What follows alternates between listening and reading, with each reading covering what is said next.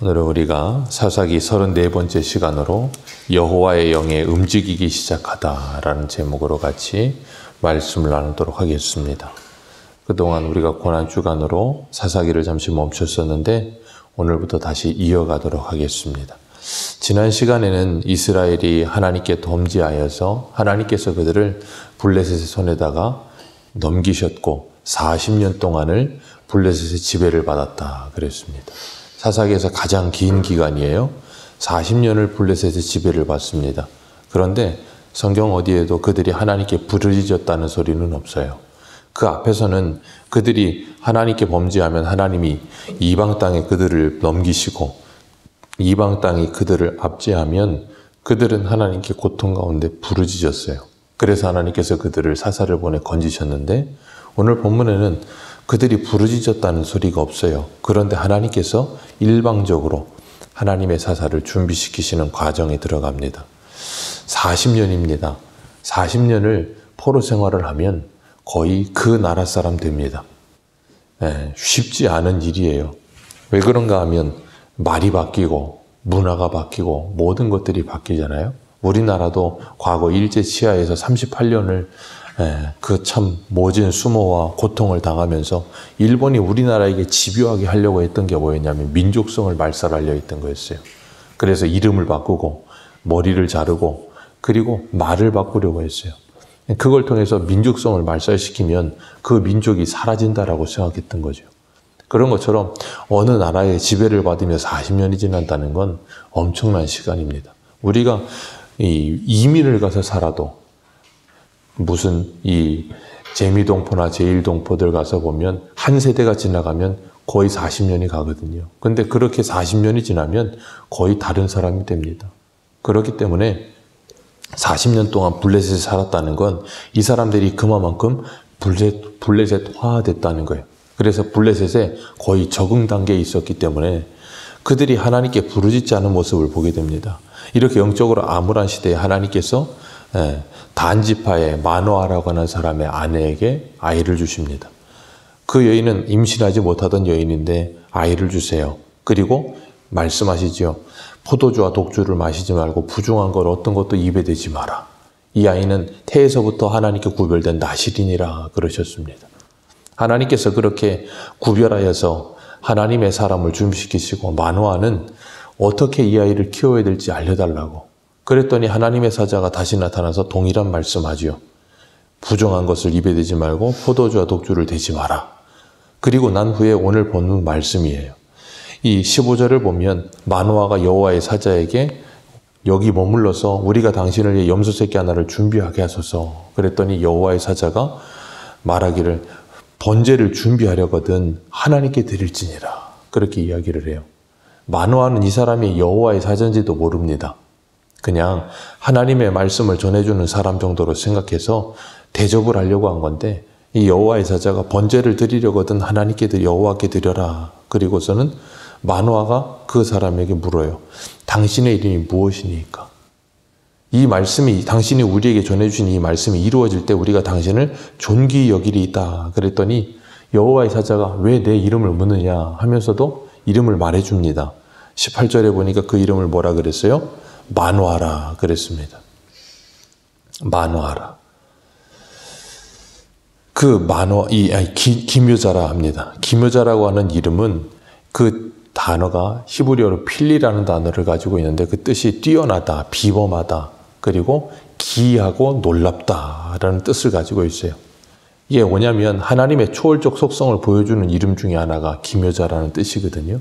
그래서 구약에 보면 이사야 9장 6절에도 나옵니다. 우리 이사야 9장 6절 한 절만 같이 보겠습니다. 이사야 9장 6절.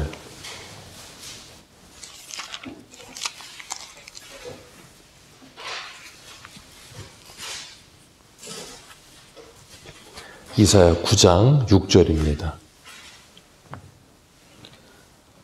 같이 읽겠습니다. 시작. 이는 한 아기가 우리에게 낳고 한 아들을 우리에게 주신 바 되었는데 그의 어깨에는 정사를 메었고 그의 이름은 기묘자라 모사라 전능하신 하나님이라 영존하시는 아버지라 평강의 왕이라 할 것임이라. 아멘. 여기 보면 그의 이름이 기묘자라 모사라 전능하신 하나님이라 영존하신 아버지라 평강의 왕이라 할 것임이라 그랬어요. 그 한 아기가 누구예요? 예수 그리스도를 이야기하고 있습니다. 그래서 지금 이 여호와의 사자로 오신 이분은 누구냐면 예수 그리스도의 현현이에요. 그래서 19절에 보면 마노아가 염소 새끼와 소재물을 가지고 바위 위에다가 여호와께 드리니까 이적이 일어납니다. 어떤 이적이냐면 이 바위에서 불꽃이 나와서 그것을 태워버린 거예요. 그리고 여호와의 사자가 거기서 이제 불꽃과 함께 사라지게 되죠. 이 일은 동일한 일이 앞에서 기드온 때 일어납니다. 기드온이 하나님께 제사를 드리는데 이제 음식을 갖다 놓고 그 위에 국을 부으니까 그 바위에서 불이 나와서 그걸 다 태우죠. 그리고 기드온이 내가 여호와의 사자를 보았다. 그리고서 죽게 되었다 그러니까 하나님께서 친절하게 말씀하시죠. 네가 죽지 아니하리라. 내가 너와 함께하리라. 그랬더니 기드온이 그 자리를 여호와 샬롬 그랬어요. 평강의 하나님이라.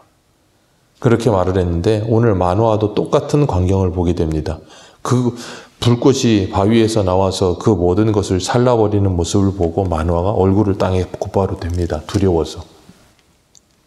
그리고 여호와의 사자가 보이지 않으니까 마노아와 그 아내가 그제야 여호와의 사자인 줄 알았다 그랬어요. 그리고 22절에 이렇게 말을 해요.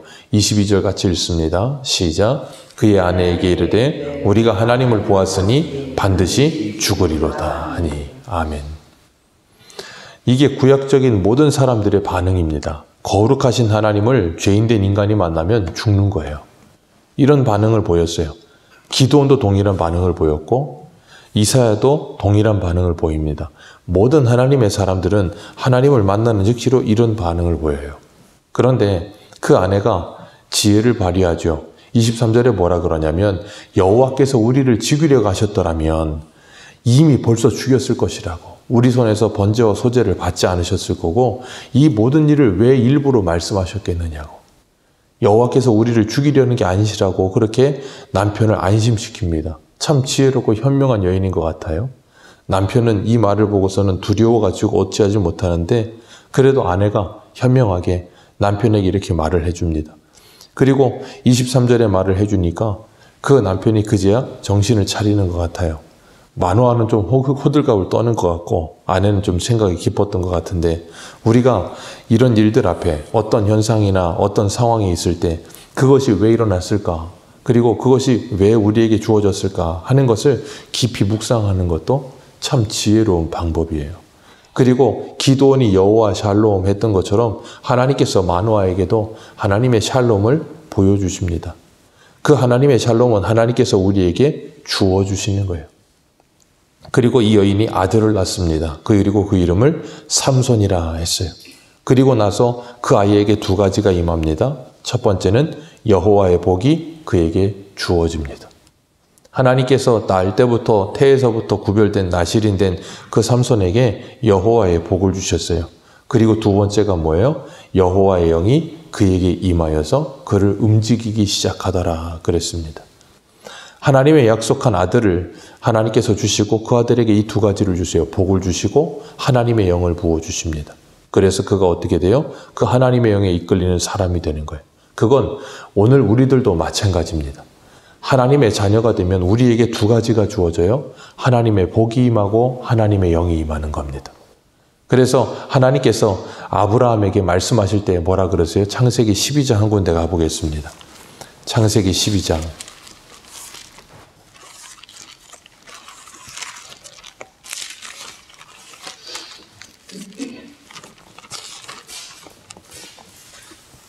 창세기 12장 2절 3절입니다.